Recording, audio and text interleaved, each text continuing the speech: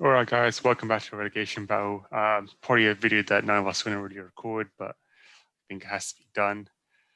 Jack, I'll start with you. What are your thoughts on the final itself? I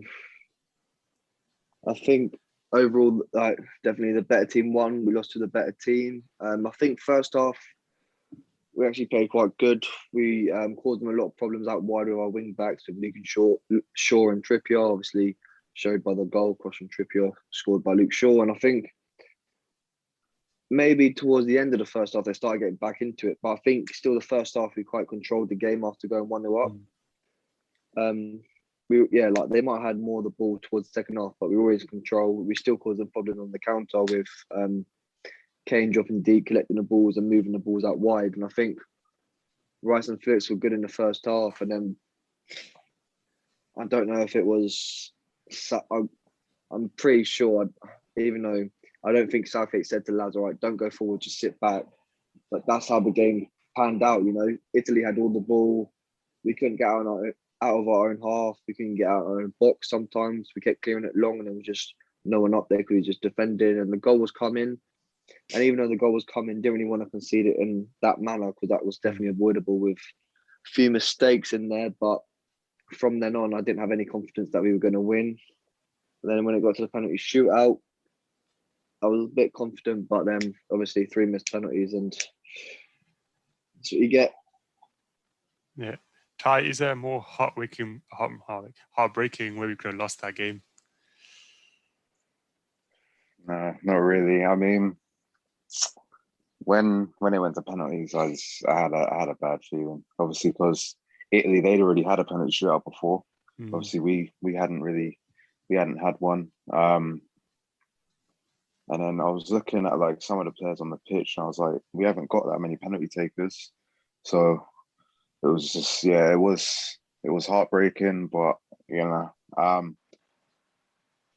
so stupid. But then after what happened after the game, I don't think we deserved to win anything anyway, because shocking. But yeah. And Tom, obviously it is difficult to dominate a game for 90 minutes, especially a final. You rarely see it unless it's like Man City versus some League Two team for one cup or something like that. But Southgate's decisions, they've been criticised a lot, but we started with the 5 at the back. It was pretty positive football. Conceding went to the 4. I guess you could argue that is the more positive option. So, where do you think the game was almost lost for us in the 120 minutes we played? Well, we had a lot of success, I felt, when Kane was dropping back in the midfield, because I felt like we overrun them. Every time we got into attack, started with Kane dropping back every time. Everyone was moaning about him doing it in previous games, but then he shows when he does do it, it actually worked. And it worked. But then once we got the goal, we sat back to defend it, and we got peppered a bit because you just knew the goal was going to come. I felt Southgate took too long, because I think the game was screaming for Grealish for a long time.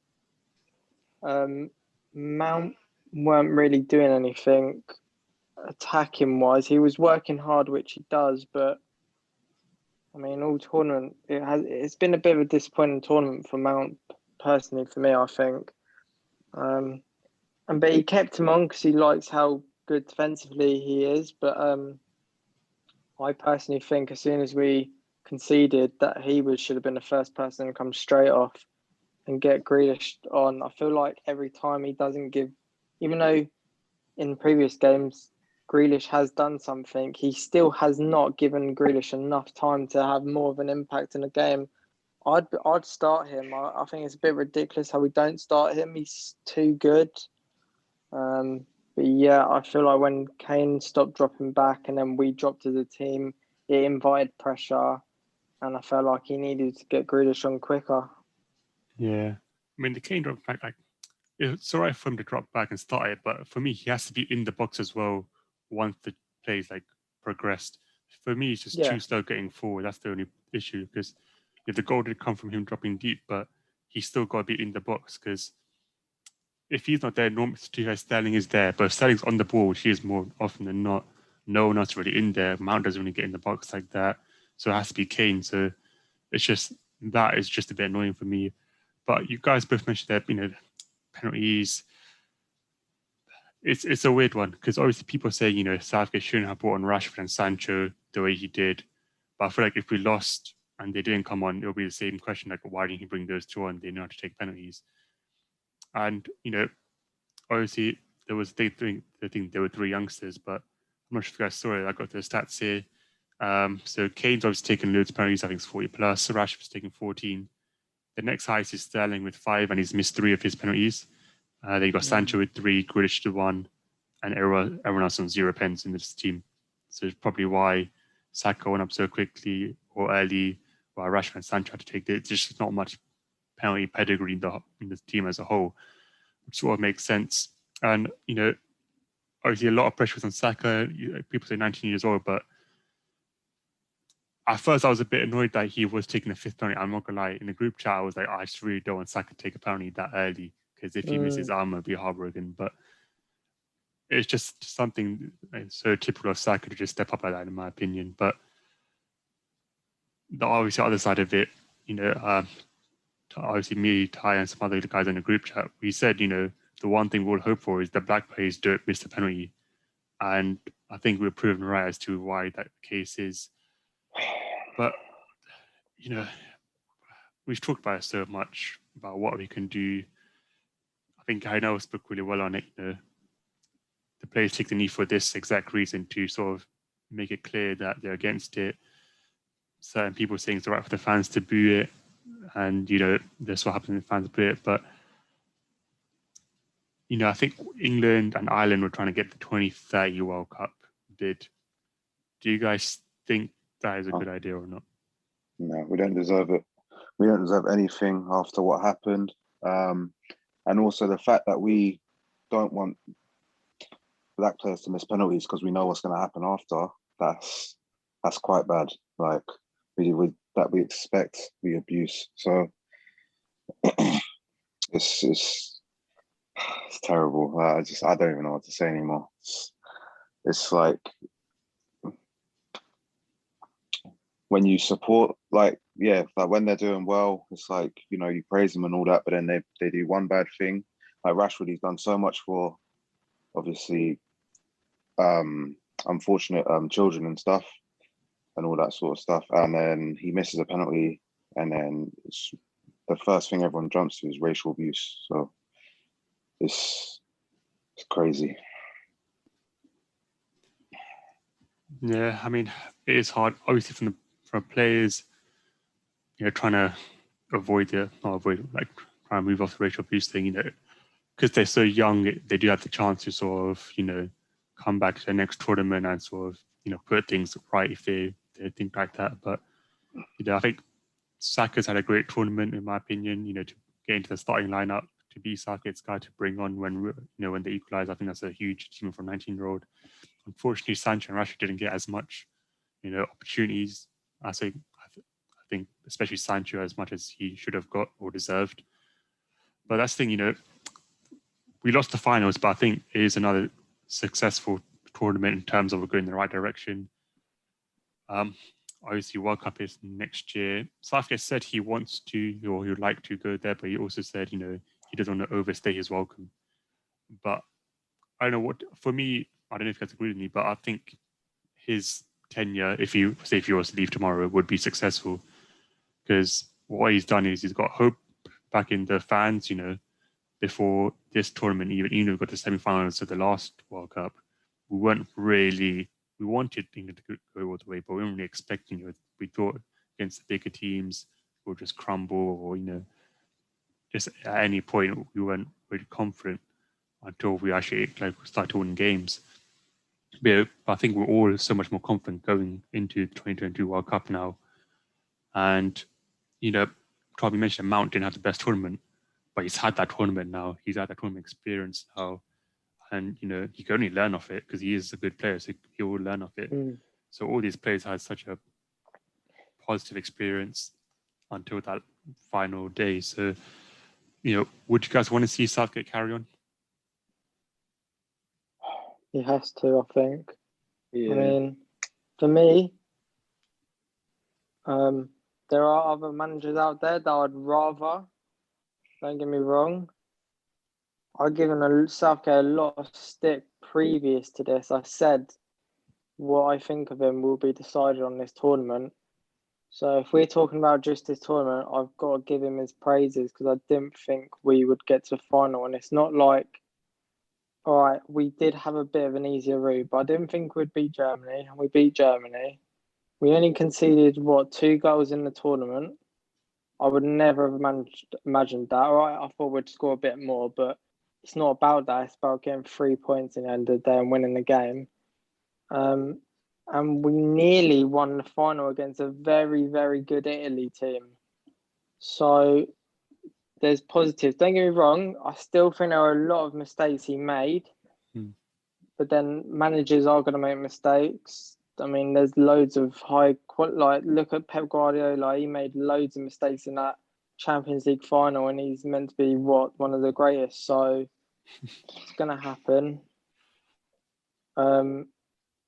Yeah, I don't think they could sack him, but I would rather, and if there is a manager out there, like someone who's had a better reputation than him, I'd rather them, but I don't think you can really sack him at all. Ty, I know, you've treated Southgate out many times this tournament earlier on, to be fair, but, it's a weird one because he has built such a good relationship with the players as well in this, the time he's been here. So would you say that a semi-final and finals is enough for him to carry on? Yeah, I think he obviously surprised everyone. Like you said, like obviously we always go into it with a bit of hope, but like no one really just believes it. Like it's just something you say, So yeah, I think the only thing I was really annoyed with him about was just, like obviously anyone can lose a game on pens, so like you can't actually you can't blame him for like the performance or anything. But I think he just got the penalty takers wrong. But then if people didn't like step up for it, then obviously you can't really do much about that. Yeah, they did though. They did. That's the thing. That when I heard that they did, because Grealish even tweeted about that. I don't know if you saw, which is fair play to him because him and Sterling did get a lot of stick, and unrightfully so. Then that means for me, that made me, because obviously at the start I was like, well, there's got to be a reason, because I expected Sterling to go next actually when Saka took, and I'm not that confident in Sterling because he's not the best striker of a ball when it comes to penalties, but he's experienced, and you'd expect someone like him to step up. So that's where I think Southgate really went wrong in the final, especially. You know what happened in training though? They were probably the best 5 penalty takers in training. They prepared for this they even said they did penalties every day for the whole camp. So the staff, the management, the players knew who were the 5 best penalty takers. That is true. They knew if they went to penalties what the order was going to be throughout the whole tournament. Yeah, that is true. Just happened, Jack, me and you, and we used to play Sunday League football, right? And that is nothing. Me and you both know that training and match experience is completely different. Yeah, you know that. No, yeah, I get that, but you can be whether you can't replicate the crowd, you can't replicate the you can't walk into the thing, but you can be confident in scoring a penalty. Yeah. Whether anywhere, whether you'll just come on with 1 minute. I think he was right to bring Rashford and Sancho on because, like Joel said, Sancho. I think like he said, Sancho's got has taken 3 penalties. Grealish has only taken 1 penalty. Everyone else has taken 0 penalties. Grealish doesn't even take penalties for Villa anymore. So you're acting like there's loads of penalty takers that should have been before Sancho. He's taken one for Dortmund. He's taken one for England before and scored them both, I think. So just anyone can miss a penalty. I don't think it was because they came in with a minute to go. They haven't caught up with the game yet because it's a penalty shootout. You just need to put the ball. It's literally a 12-yard shot. They're just unfortunately missed. Yeah, but I get what you're saying, but you're going to have anyone on that starting 11 who started the game and has been involved in that game, they're going to have pressure anyway. But when you get brought on specifically for the penalty, that's even more pressure, like I said to you yesterday. So that means it makes it even bigger a risk. So if you were to bring on a player, they need to have a reputation of penalties. So for me, if I was in charge, I 100% would have done Rashford, because then you can say, well, look at the history of him. Do you know what I mean? Like, he is a penalty taker. Rashford is our second best penalty taker behind Kane. He's a good penalty taker. Even though he did miss, you can understand him. I wouldn't have done Sancho just because I don't think, for the risk of it, he doesn't have a history for it. But for me, Rashford, I do agree with. I'm not saying I was just a bit surprised that Saka was next, because I would have had Sterling or Grealish because they're older, they're more experienced, especially Sterling. He's been in so many of these tournaments, not just international, but Champions League, big moments. He's been in under that pressure. This kid, as much as he might be good at penalties, he might be better than him. He is only 19. I respect Saka though, because he stepped up to it. But the manager's got to think overall, are they really going to back down from it? Because I'd be a bit gutted if Saka did back down from it. But him showing it just shows his mentality. For me, I think Southgate should have had Sterling. I'm not saying Grealish, but I think Sterling should have 100% been next. But that's just me. He's like our most experienced player, and not just that, he's been our best player of the tournament, scoring the goals. He should have taken a penalty. He should have been before him, in my opinion. Yeah, I understand that. I was surprised to see Saka that early, but fair enough. Saka, he did take responsibility. Like, yeah, he said it was my fault after the game, started in training, whatever. But it's penalties. What can you do? It's just one of the things where you just eventually move on from it. But yeah, I mean, hopefully, it just makes Saka play even better for us this season. Would not mind that at all. But let's go on to sort of the individual awards of the tournament. What do you guys make of Donnarumma getting the player of the tournament? I'm happy with that. He's made me think he's the best goalkeeper in the world right now, to be honest.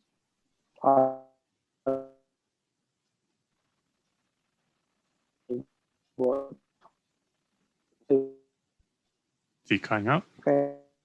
He's cutting out. Yeah, he does it. Who, me? Yeah. Can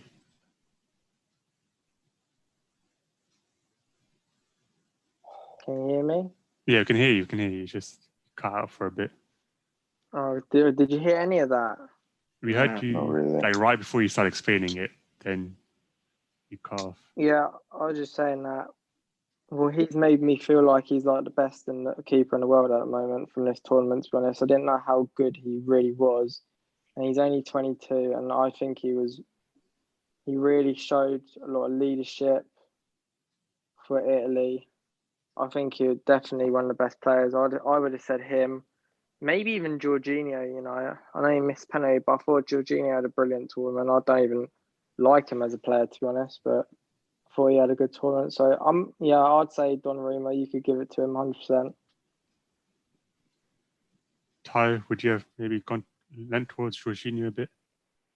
Obviously, I understood Donnarumma because obviously he played a key part in both the semi-final and the final, in both in the shootouts.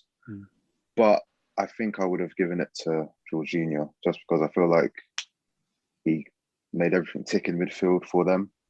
Obviously, I know they had other players like Verratti and Locatelli and players like that as well. But I feel like he was obviously key to that. He scored the winning penalty against Spain. Obviously, yeah, like you said, he missed against us. But I just feel like he had a really good tournament and he was important in Italy winning the Euros. So I would have given it to him, but I do understand Donnarumma.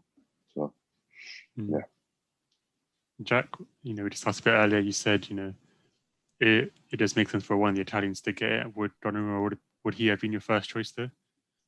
Not my first choice again with Ty. I do understand why he was giving it massive part in the semi-final and the final in the penalty shootout. But again, like Ty, I would have given it to Jorginho. I think I know it's a bit unfortunate because he's a keeper and Italy are so good, so it's not as much he's got to do. But Jorginho has just made everything tick. He's been involved in everything. He dictated every single game. He's been very good. So I would have given it to Jorginho as well. But like Ty said, I do understand Donnarumma getting a shout. Yeah, I mean, I wasn't annoyed by Donnarumma personally. I would have given it to Luke Shaw because even though he missed the first game, he came in. I mean, I don't know about you guys, but I can't think of any like defensive errors he made. I think it was a Czech Republic game where he made a really brave like headed block. Yeah, Or his player body in the way.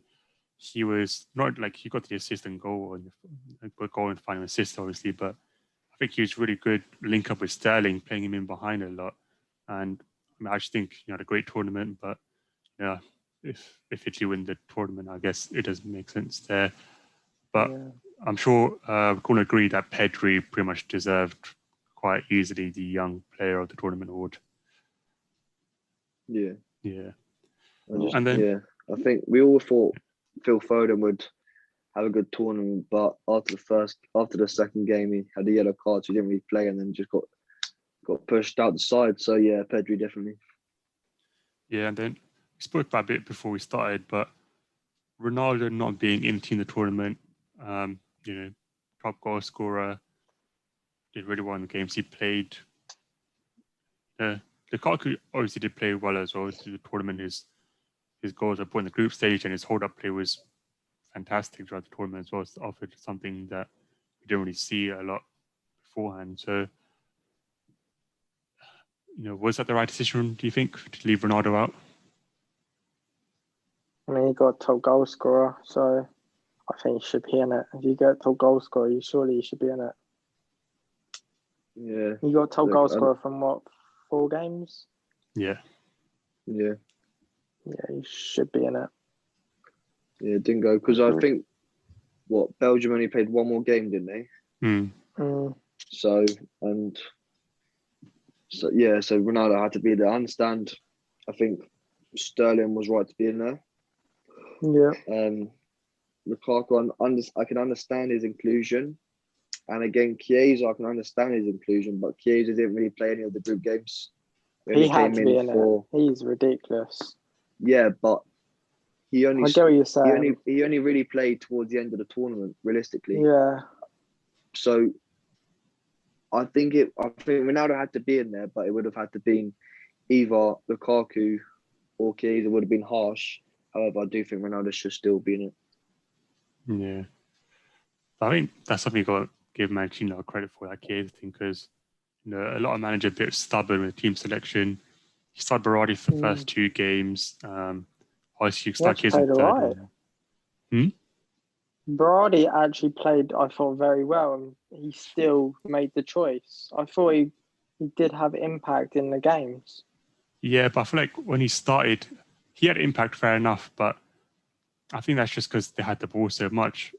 And his output wasn't very good. He was good driving at defenders, taking people on. Yeah. But a lot of the time he crossed the ball, didn't go anywhere. He shot, it didn't go anywhere.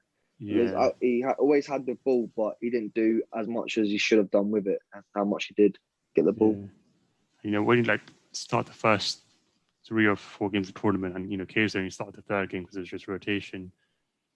I think to put Chiesa in those pressure situations of quarterfinal, semi-final, final, I think that's a good choice of Mancini, and Chiesa paid him back. His unbelievable performance, his direct football was brilliant to watch.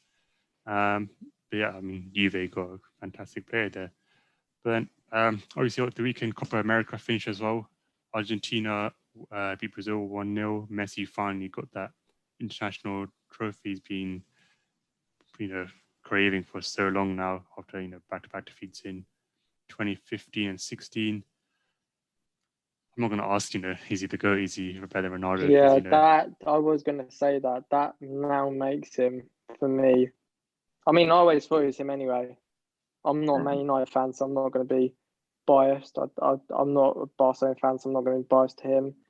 I'm neutral. I've seen them both play.